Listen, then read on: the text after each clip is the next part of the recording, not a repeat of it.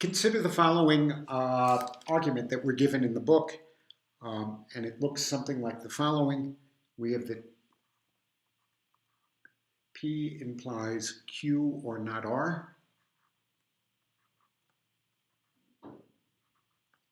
And then we are also given Q implies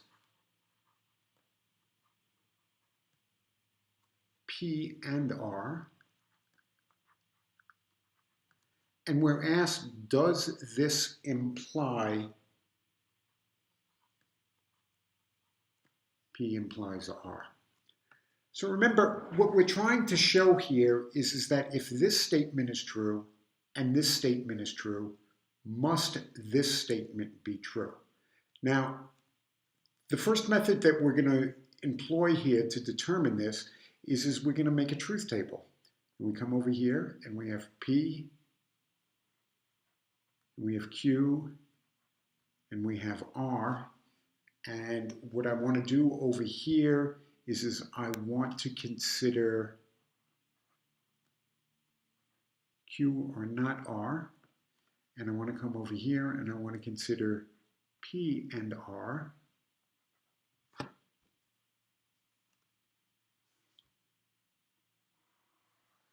And this table is going to grow a bit.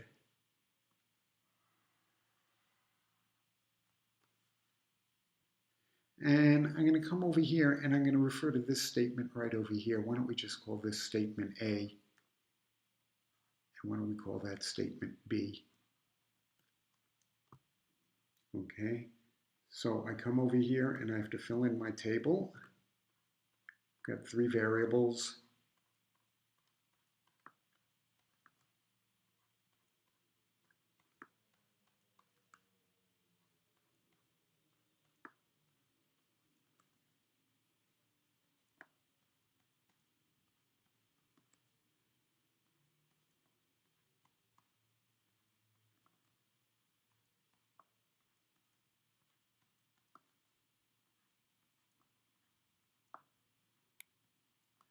And let's see, this statement over here is going to be true whenever Q is true. So it'll be true there, and there, there, and there. And it's also going to be true whenever R is false. So it'll be true here. It'll be true here. And that's it. Otherwise, it's false.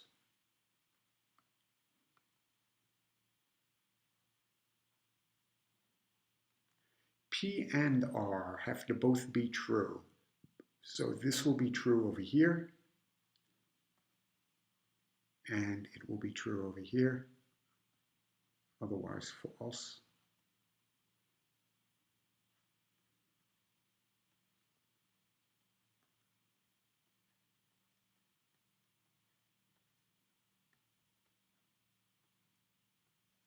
So now let us come over here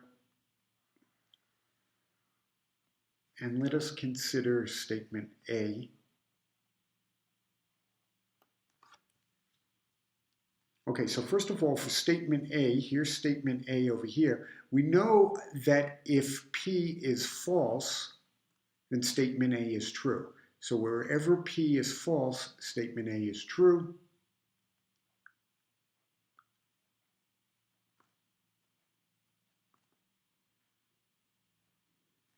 And now we also realize for statement A is going to be false whenever P is true, which is going to be in these 4 cases here, and the right side is false. Well, the right side is false over here, and that appears to be the only one. So this is going to be true, true, and true.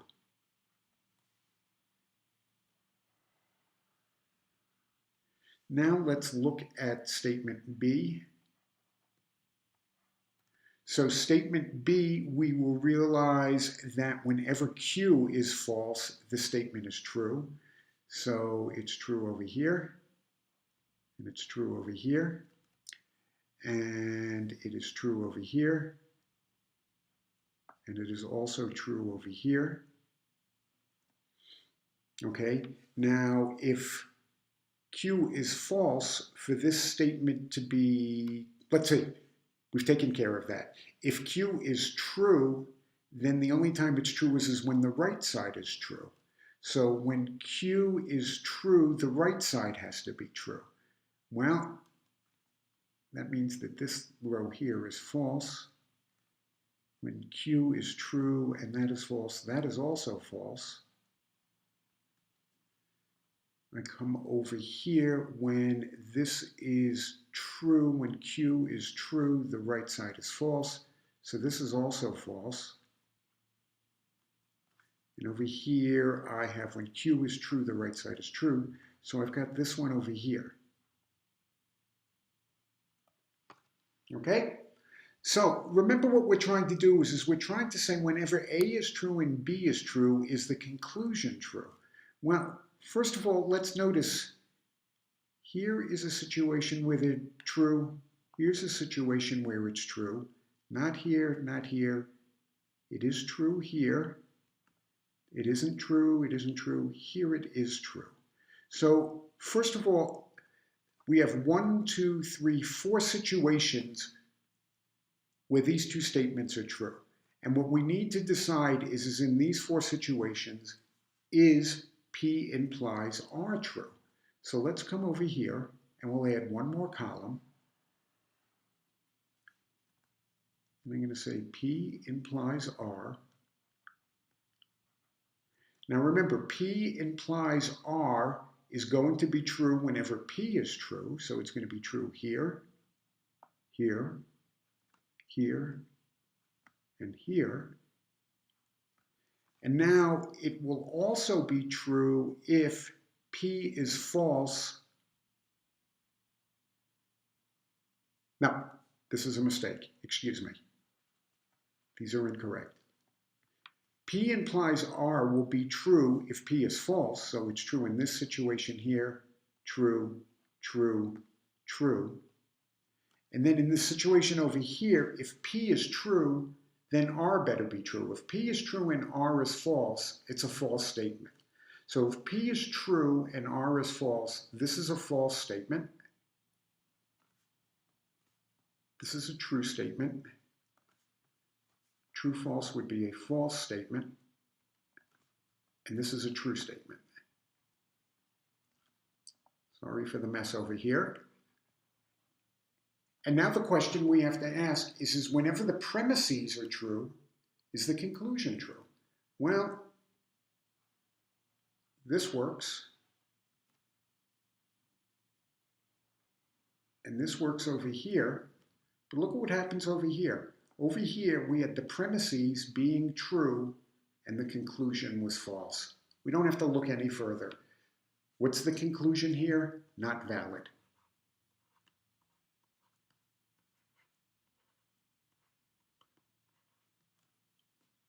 Or to state it another way, invalid.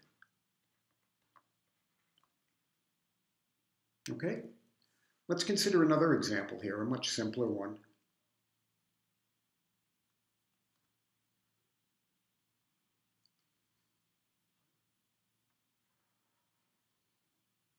We're going to see this one a lot. Suppose I were to tell you that P implies Q, and I also have P. And I'd like to know, may I conclude Q? So I'm going to come over here, and I'm going to put P, and I'll put Q, and I'll put P implies Q.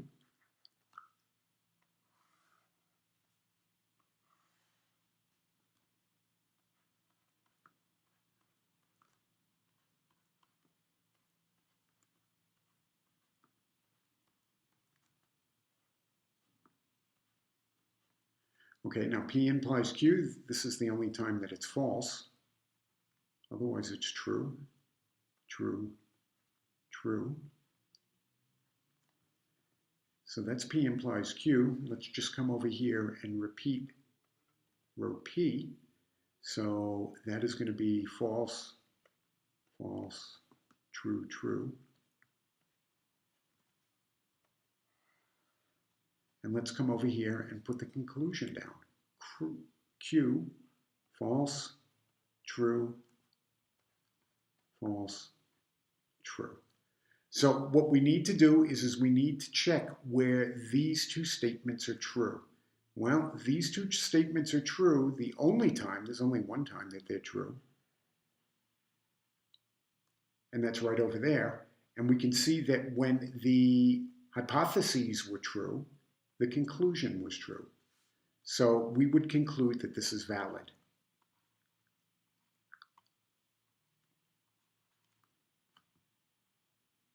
Okay? Out for a ride and wham! A blowout. Is he mad? No use, Sam. Pumping isn't going to help your situation. Here's Sam's and everybody's answer to freedom from flats and extra protection against blowouts. Famous general puncture sealing safety tubes that seal holes automatically, like this. Let you forget flats forever. Give you extra protection against blowouts. And here's real money-saving news. Your General Tire dealer will give you full original price for your present regular tubes, regardless of condition, when traded in on new General Puncture Sealing Safety Tubes. Don't monkey with flats. See your General Tire dealer. Remember, this is a limited offer. I want to demonstrate a different method for showing whether an argument is valid or not, and this one actually isn't in your book. It's a little bit shorter, but you've got to pay careful attention. So let's go back to the first example we had here, and we had that P implies Q or R, Q or not R,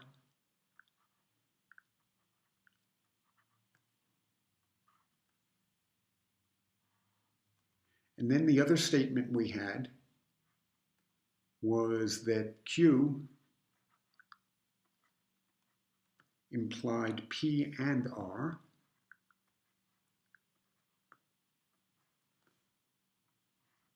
And the question that we're trying to solve here is, does that imply P implies R? So here's what we're going to do. Remember that when we're trying to show if something is a valid conclusion or not, we're actually dealing with a very big implication. The hypothesis is over here on the left. The conclusion is over here on the right. Here is the main implication over here. This is, we're trying to establish if this is valid or not. Now, one of the convenient things about implication is there are several different ways that implication can be true, but there's only one way that implication can be false. And we know that the way to make an implication false is to make everything on the left true. And notice over here what I'm doing is I'm anding a bunch of things. So I'm going to write the letter T under here.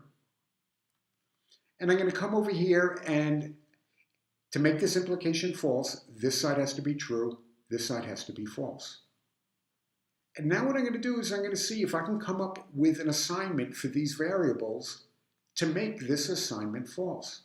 Well, I take a look over here on the right side, and I see that I have an implication that's false. And the only way to make that false is to make P true and to make R false. Okay? And now what I'm going to do is I'm going to come over here on the left side, and if I have over here that the left side is true, and notice I'm anding things together, well, that means that this implication over here has to be true, and it also means that this implication over here has to be true. Now I'm going to go ahead and I'm going to see if I can label things. So first of all, P is true.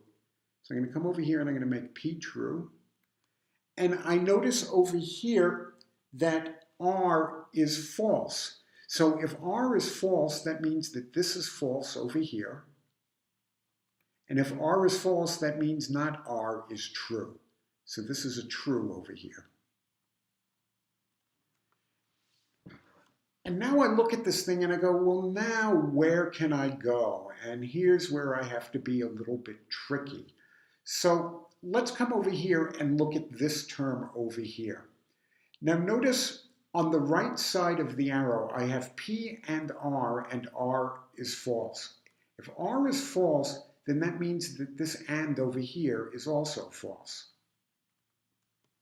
And if this is false, so P and R is false, the right side of an implication is false, but the implication is true. So that means that Q has to be false. If Q were true, I would have true implying false, and I would be saying that's true. That can't be. So Q down here, this has to be false. Okay? Now what I do is well, I've got that Q is false, and I'm going to come over here, and I've got false. Q over here was labeled false, so I'm going to make this labeled false. Okay? And I want you to notice over here what I have is I have something false, and I'm ORing it with something that's true. That means that this over here is true. And I look at this diagram over here, everything is labeled now, and everything's fine. I didn't get into any problems here. And I think if you go back and look at the solution that we did for this with the first method, when we used the truth table, you will find that we found a problem specifically when P was true, when Q was false, and when R was true. In other words, what I'm able to do here is I was able to make this implication false, which means that the argument is invalid. Let us take a look at the second problem that we solved before. We had P implies Q and P implies Q. And what we're going to do here is we're going to say, can I make this implication false? And the way to make the implication false is I have to come over here and make the left side true, and I have to make the right side false. So if Q is false, I'm going to come over here and make this false. Likewise, if the left side is to be true, that means that this has to be true and this has to be true. Let me cross that out for a moment. If this is going to be true over here and I have a consequent that's false, then P has to be false. But if I come over here and this is going to be true, both of these has to be true, this says that P has to be true. Let's go through that argument one more time, okay? If the left side is going to be true, this has to be true and this has to be true. Now, we've already determined that Q is false, and if I have a true implication where the right side is false, the left side has to be false. But look at what I have here. This is a contradiction.